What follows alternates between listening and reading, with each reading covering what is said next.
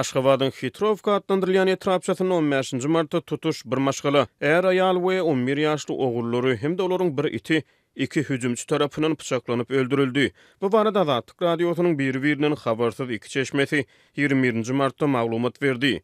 Ganly waka 15-nji martda Gişik Aşgabatyň beýtaraplyk şaýaly öňkü Gogol köçesi bilen Hoca Ahmet Ýasawy öňkü Gribaýedowa köçesiniň çatyrygyna gola ýerleşen bir köp gatly ýaşaýyş jaýynyň birinji gatyna bolup geçýär. Pida bolan maşgala Aşgabatyň Nikolskaya wadatxanasyna da uzak bolmadyk sebitde ýerleşen köp gatly ýaşaýyş jaýynyň birinji gatyna ýaşaýan ekeni.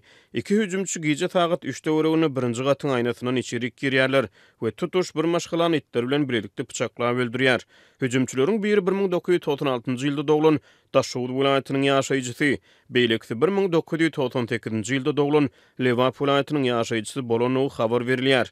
Azatlyk radiosyna hüjümle pida bolan maşgalanyň ähli agdalary barada maglumat bar. Ýöne redaksiýa bu maglumatlary çap etmekden saklanýar. Erkek adam 14 ýerinden, aýal maşgala 9 ýerinden, 11 ýaşly çağı bolsa 7 ýerinden pyçaklanypdyr. Ganxorlar öýüň itini hem pyçaklap öldüripdirler.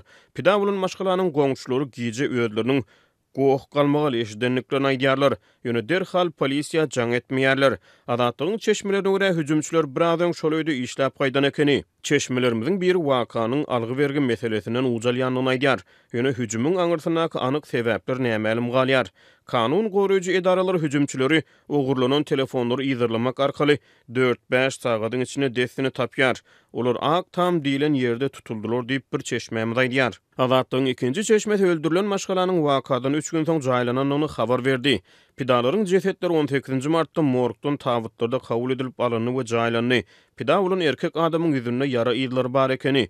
Tutuş şäher bu wagtçylykdan gorkup hawatir edýär diýip ýagdaýdan habarly çeşmemiz maglumat berýär. Türkmenistanda adamlaryň janyna kastetmek, öý talamak ýaly jinayet hadiseleri barada habarlar soňky ýyllarda artdy. Ýöne Içeri işler ministrligi ýurtdaky jinayet hadiseleriniň germi, ýygylygy we adamlara jinayet iterýän şertler barada hasawat bermeýär. Azatlyk radiosy paýtagtda tutuş bir maşgalanyň pyçaklanyp öldürilmegi barada maglumatlar boýunça Aşgabat şäheriniň polisiýa müdürliginden goşmaça kommentariýa alyp bilmedi.